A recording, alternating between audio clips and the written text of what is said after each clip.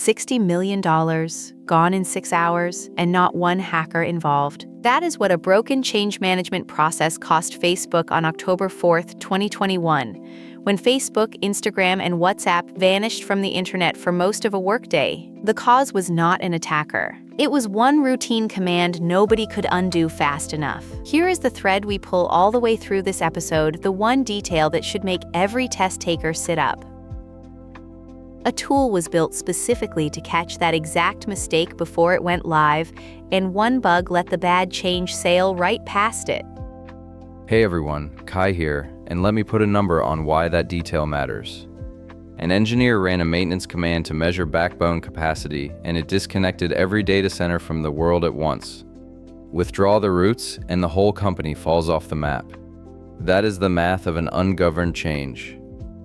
And this is not a slide claim. You can watch it happen in the live traffic. Look at what the world actually saw that afternoon, captured by the network analysts at CompTIA. 3 of the biggest services on Earth, flatlining at once. That cliff in the middle is the outage. Facebook video, Instagram, and WhatsApp all running strong, then at 15:39, a vertical drop straight to the floor. 5.5 hours of nothing, and then the climb back. One command carved that canyon into the internet. And the worst part is what the graph cannot show you. The safeguard that was supposed to block that command failed silently, so nobody knew until the buildings went dark. Then engineers could not even badge back into the systems remotely to fix it. That outage is Objective 1.3 in a single story. Change management. It is a process domain, not an attack domain, and that is exactly why people leak easy points on it, treating it like paperwork instead of the control that it is. River here.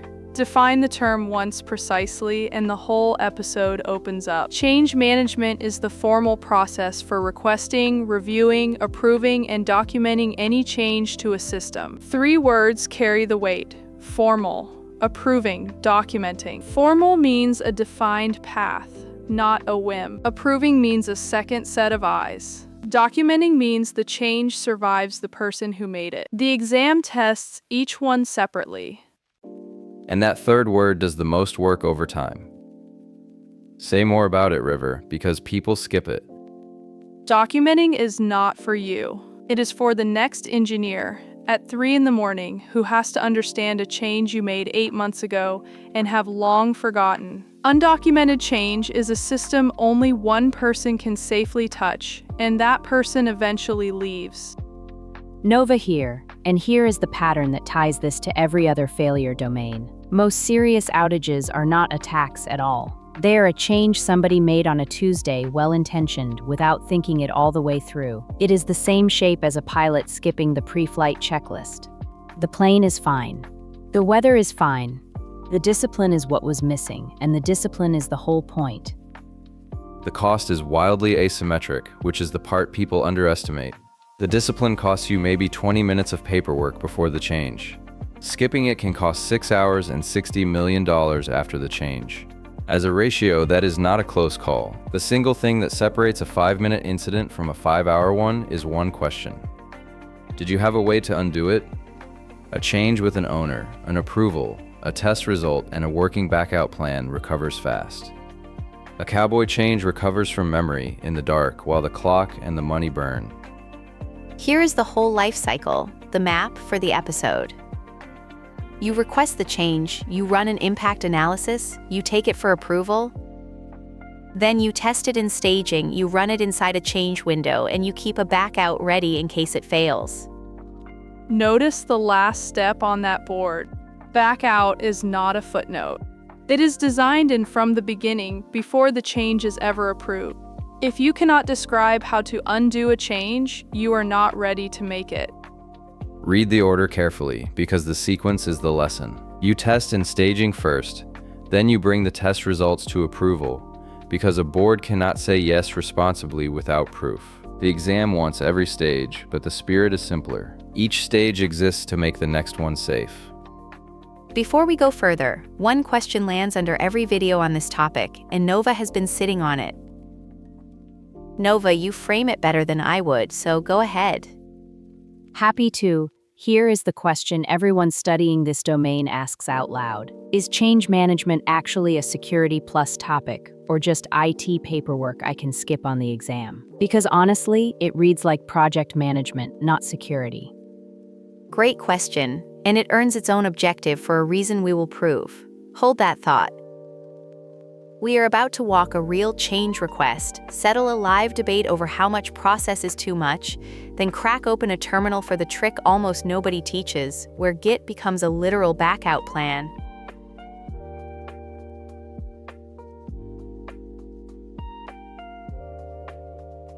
A change request is a contract. It answers 4 questions before anyone touches a production system. Who owns it? Who is affected? What proof says it is safe, and exactly how we put it back if it goes wrong? CompTIA lists a specific set of business processes under Objective 1.3, and you should be able to name everyone on demand. So rather than recite a list, let me run you through a real request, field by field, the way an approver actually reads it. Here is what an actual change request captures. CR 4471, opening a port on a firewall. 6 fields. And the exam loves to ask which one does what. Watch them go up on the board. Ownership and stakeholders come first, top of the board, and people fumble the difference. The change owner is the single accountable person, the one name on the request. The distinction is worth real points because the exam tests it as a wrong answer. The owner is the single name on the hook. Stakeholders are everyone the change touches, the database team, the help desk, the application owners. They get consulted, but exactly one name is accountable. Then impact analysis and test results, the middle of the board. Impact analysis asks the question that matters most. When this breaks, what else falls over with it? Test results are the evidence, proof from a staging environment gathered before the change goes anywhere near production. Staging is the word the exam tests on that line. You prove the change works in an environment that mirrors production, not in production itself. No test results, no approval. If you cannot show it works somewhere safe, the first place it runs is on live customers, and that is a gamble with their money. Now the field people love to skip, second from the bottom of the board. The maintenance window. You schedule the change for 2 in the morning on a Sunday, not 2 in the afternoon on payday. Skip that window and you are debugging an outage with the entire company watching and the revenue meter running. The window is not convenience. It is blast radius control. 2 documents finish the package and they pair. The standard operating procedure, the SOP, is the step-by-step, so any qualified person runs the change the same way every time, not from memory. The backout plan is the documented path back to the last known good state. Look at the bottom band on the board, painted red on purpose, the backout. It is one git command, and we will run it for real later. SOP plus backout is the whole goal of 1.3, repeatable and reversible. Run the asymmetry on this board one more time. 6 fields, maybe 20 minutes to fill in honestly. The blank version of this form is what cost Facebook $60 million. The form is cheap, the missing form is not. And a sharp viewer is already asking the obvious next question. So River, take it, because you have had a hand up. I do. Here is the question. Who actually signs off on this request, and what is that committee called? People blank on the exact term under pressure. The approval body is the Change Advisory Board, the CAB. It reviews the impact analysis and the test results, then decides go or no go. It is the human safeguard that the Facebook audit tool was supposed to be, except a committee does not silently fail the way a buggy tool can. Notice the pattern across both safeguards. Facebook had an automated check and it failed quietly. A good CAB is the human version of the same check, and its strength is exactly that it is loud. Someone in that room asks the awkward question out loud before the change ships. Redundant safeguards, one automated and one human, is the whole idea. One precise point, because it is a classic distractor on test day. The CAB is not just security people, it is cross-functional. The application owners, the network team, operations, and the business, all at one table. A change that looks safe to the firewall team can quietly break billing 3 doors down, and the only way you catch that is to have the billing people sitting at the approval table. But that committee is exactly where the real fight starts, so stick around. Next, we settle it as a debate. Some teams say gate every single change through that board. And I will argue that gating everything is how security becomes the office everyone quietly roots around, which is its own kind of outage, just a slower one. Let me pause for just a second because this genuinely helps. If you are getting value here, hit that like button, then subscribe and ring the bell. It costs you nothing, and it is the single biggest thing that keeps these videos coming.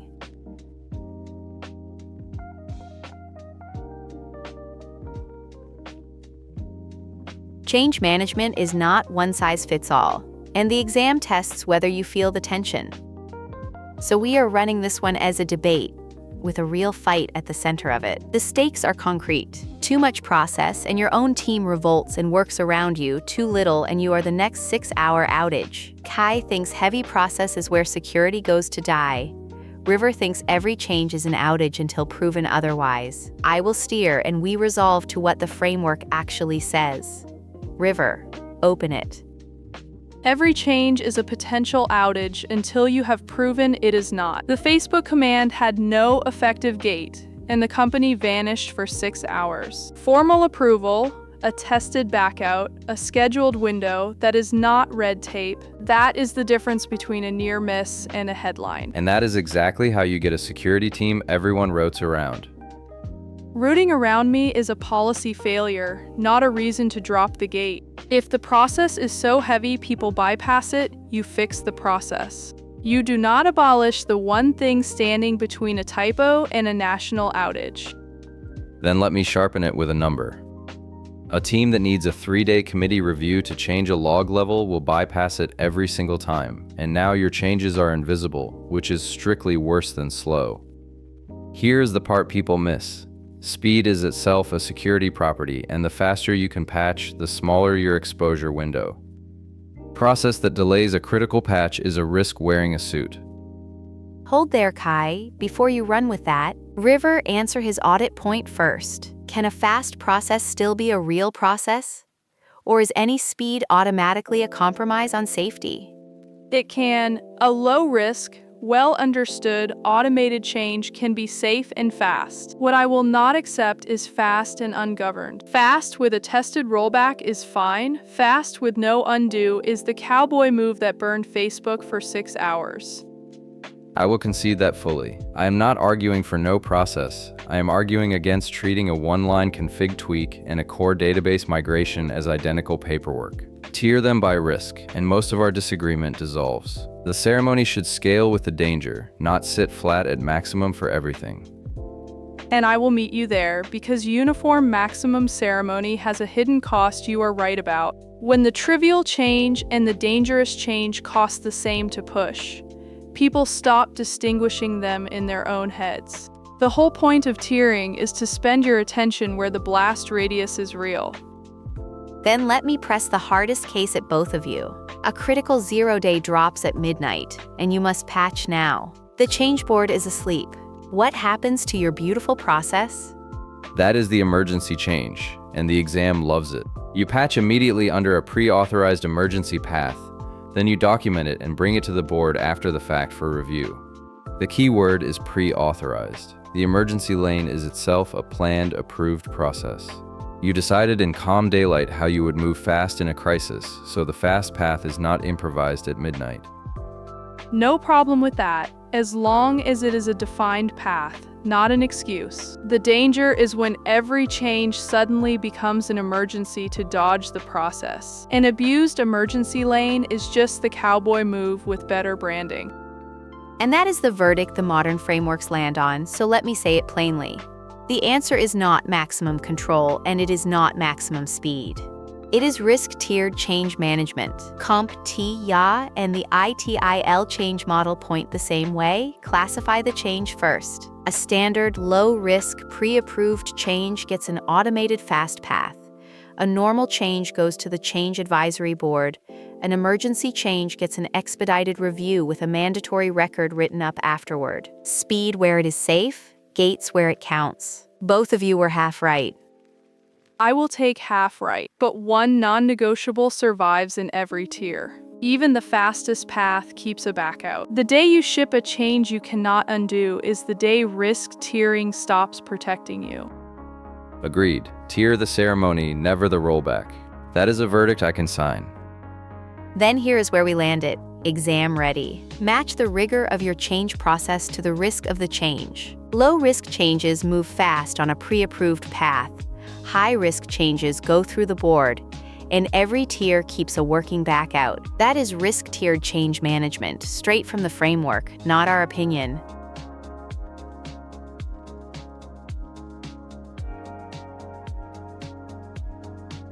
We settled how much process. Now the part of 1.3 that actually bites you in production. A change rarely breaks only the thing you changed. It breaks the things connected to the thing you changed, and CompTIA names those technical implications one by one. Start with downtime, the most honest one. Some changes simply require the service to be down for a few minutes, and you do not pretend otherwise. You plan that outage into the maintenance window so it lands at 2 in the morning, not in the middle of the business day. The mature move is to announce the downtime before it happens, because a planned 5-minute outage that everyone expects is a maintenance window, and the exact same 5 minutes nobody warned anyone about is an incident with your name on it. And the restart line hides a real trap, so do not breeze past it. You make the change, the config file is perfect, and nothing happens, because the service is still running the old version in memory. So you bounce it during the window, and that restart is itself a brief outage you have to plan for. The change and the restart are two separate risks on the same request. Let me put the whole list on the board, because these are the exact one-word answers CompTIA rewards. Downtime, planned into the window. Service restart, to load the change. Legacy applications, the old systems that may not survive a change and have no vendor to fix them. Dependencies, the hidden chain where changing one component silently breaks 3 downstream. And restricted activities, staying inside the approved lines. Dependencies are where this gets scary, so picture it with one name. Carlos, a system administrator at a county hospital, applies a routine library update on a Tuesday afternoon. The update itself is fine. The 12-year-old billing app that quietly depends on the old version of that library is not. He changed one thing and broke a thing 3 doors down he did not know was connected. And that is the dependency trap and the legacy trap in one move. Carlos was not careless. He just could not see the chain because nobody had ever mapped it. The impact analysis is the place you go looking for Carlos's billing app before you push, not after it falls over. Now the last one is subtler than it sounds, so pin it down. Restricted activities. It is the boundary on the change itself. The request says open one port for one subnet, and restricted activities means the engineer does exactly that, not also tidy up 4 other firewall rules while they happen to be in there. And the reason that boundary matters is the dependency we just watched. The blast radius of a change is only knowable if the change stays inside its declared lines. The moment Carlos starts improvising extra cleanup, your tested, approved, bounded change becomes an untested one, and the backout plan you wrote no longer matches what actually happened.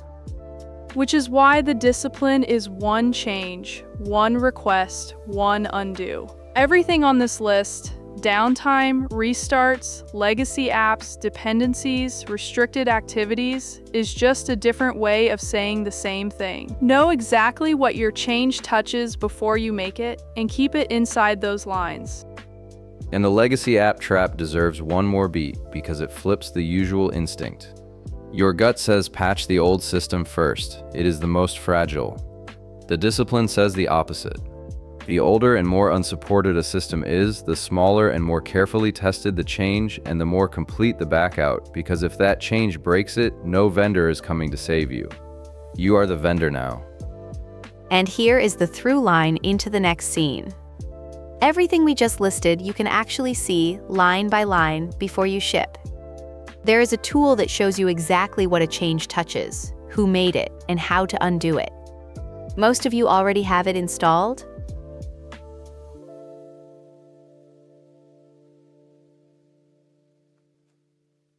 Enough theory, let me show you something most courses never connect, and once you see it, you cannot unsee it.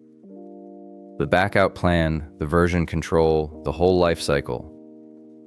You already use a tool that does every bit of it. It is called Git, and this is where the episode gets fun. The same tool developers use to track code is, line for line, a change management system. Same owner, same message, same undo. To be clear for everyone, this is a lab box, an isolated firewall config under version control, on equipment that touches nothing real. Nothing here goes anywhere near a production network. Show us, Kai. First, the history. Every commit is a recorded change. Who made it, when, and why written in the message. That is your audit trail and your ownership baked right in. Stop on that third line. The commit message references CR4471. The change request number from our Form 3 scenes back. That is the link between the technical change and the approval paperwork, and the exam loves that traceability. And that link is the thing auditors actually chase. A year from now, somebody asks why port 8443 is open. The commit message gives them the change request gives them the approval and the owner, and the whole story reconstructs itself from a one-line log entry. That is documentation that does not rot because it lives next to the thing it describes. Now the impact analysis, made literal. Before I approve anything, I want to see exactly what changed, line by line. Git diff is the most honest impact analysis in the world because it cannot lie about what it touched. Here is the part that earns its salary. The change breaks something, production is down. In a cowboy shop, you are editing the file by hand at 2 in the morning, trying to remember what it used to say. Here, the backout is one command, not a memory. Git revert does not delete history. It creates a brand new commit that is the exact inverse of the bad one. So your rollback is itself a recorded, reviewable change. That is the backout plan, literally executable, back to last known good in seconds. Honestly, send this one command to anyone on your team who still edits production configs by hand. One git revert is the backout plan they keep meaning to write and never do. That single command is the difference between the Facebook outage lasting 6 minutes and 6 hours. A known good state you can return to instantly. Now let me clear the screen because the technical half of 1.3 has a second part people confuse constantly. Allow lists and deny lists. They sound symmetric. They are philosophical opposites, and the exam tests the default behavior of each. Watch the difference in the actual config. An allow list defaults to deny. Nothing runs unless it is explicitly named. Most secure posture, most operationally painful, because every legitimate new thing needs a change request to get added. The deny list is the mirror image. Default allow, block only the named bad things. Easier to run, weaker by default. Here it is, side by side.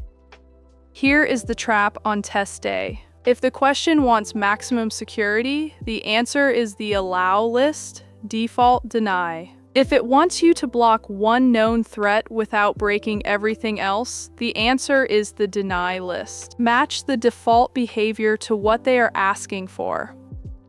Now the step everyone forgets when the change is done. Update the documentation, the network diagrams, the policies, the procedures. A stale diagram is a trap for the responder at 3 in the morning who trusts it. They chase a path that was removed last quarter while the real outage burns. And that is where version control closes the loop, which is the whole reason we opened in Git. Version control is not just for code. It is how the diagrams, the policies, and the configs all carry their own history, their own owner, and their own undo. One tool, the entire objective.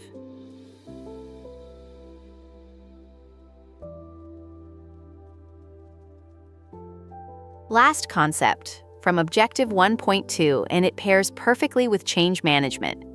Gap analysis. Because before you can plan a single change, you have to answer one question. A gap between what and what? Define it cleanly. Gap analysis is the structured comparison between your current state and a desired target state. Current state is where your security actually is today, warts and all. Target state is where a standard, a regulation, or your own policy says you should be. Step 1 is the target, and you do not invent it from scratch. You pick a framework, the NIST Cybersecurity Framework, ISO 27001, the CIS controls. That framework becomes the line you measure yourself against. Picking an established framework is not laziness, it is leverage. Thousands of experts already argued out what good looks like, so you inherit a measurable, defensible target instead of one you made up in a meeting. When an auditor or a customer asks why these controls, you point at the standard, not at your own opinion. Step 2 is the honest part, and the part people fudge. You assess the current state, control by control, against that target. And here is the discipline, not the version in the policy binder. The version that is actually running. Where the binder and reality disagree, reality wins every time. Show us what that looks like on a real team, Nova. Put the two states side by side. Gladly, here is one real team, current state against target, control by control. Watch the gap appear as the difference between the two columns. Multi-factor on email is there, a green check on both sides. But multi-factor on the VPN, encrypted backups, logs actually reviewed, 3 red marks on the left, 3 green on the right. The space between those columns is not a grade, it is the work.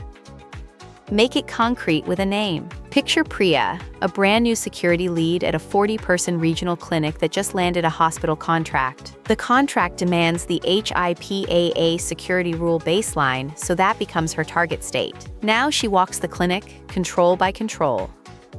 Multi-factor on email, yes. On the remote access the doctors use from home, no. Backups exist, but nobody has confirmed they are actually encrypted and logs are collected. But no human has opened them in months. 3 gaps, every one measured against a real standard. Notice what Priya now has. Not a vague feeling that security could be better, but a precise, prioritized list of exactly 3 gaps, each tied to a named requirement. As a number, 3 concrete fixes beats 100 anxieties. That precision is the entire value of the exercise. And step 3 is why this matters to a security person and not just an auditor. The gap is not a grade, it is a to-do list. Every red X on the left becomes a prioritized remediation item, and each of those items becomes, you guessed it, a change request. And prioritized is the word that earns its place there, because 3 gaps are not equal. Encrypted backups missing when ransomware is your top threat outranks a logging gap that is mostly a compliance checkbox. The gap analysis hands you the list, and your risk judgment orders it. That ordering is the difference between fixing what matters and fixing what is easy. And Priya does not flip every switch at once because that is its own outage waiting to happen. She raises a change request for the remote access multi-factor first, with an owner, a test, a window, and a backout. The gap analysis told her what? Change management governs how. And watch the loop close on itself. The very discipline that protects the system she is fixing also protects the fixes. If turning on multi-factor for remote access accidentally locks the doctors out, she reverts that one change and the clinic keeps running. She is closing a security gap without opening an availability one, and that balance is the entire job. Now the warning, because it is the one that bites. Skip the honest assessment. Audit the binder instead of the running systems, and the gap stays invisible until an auditor or an attacker finds it for you. That is not a gap analysis. That is a surprise waiting to happen. Which is why a gap analysis is best run by someone with no stake in the answer. An outside auditor, or at least a different team than the one that built the system. The person who installed the control is the last person who can see honestly that it is failing. So put the 2 objectives in one sentence. Gap analysis finds the difference between where you are and where you need to be, and change management is the disciplined, reversible way you close that difference, one approved change at a time. That answers the question I posed at the top.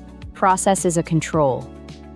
So if you remember one thing from this whole episode, make it this. Find the gap, then close it one approved, reversible change at a time. Never the cowboy way, never without an undo. That single sentence answers a huge slice of Objective 1.3 and 1.2 on exam day.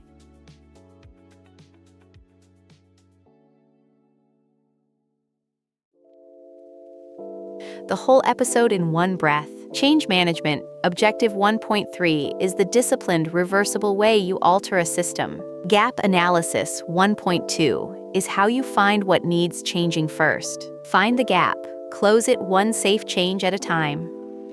The line I am keeping is the shortest one.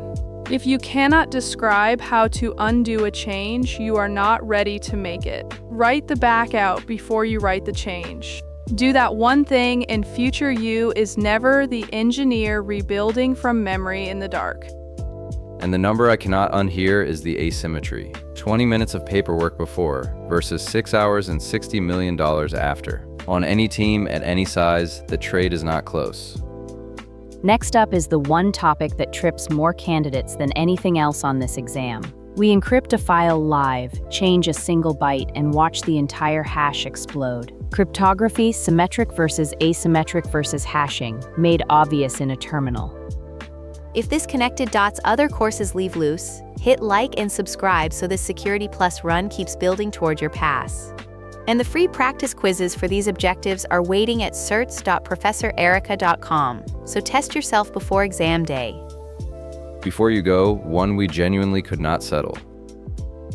What is the worst change you ever watched take a system down, and was there a backout plan ready when it did? Tell us the story in the comments. Test the tip before you trust the tip. See you next time.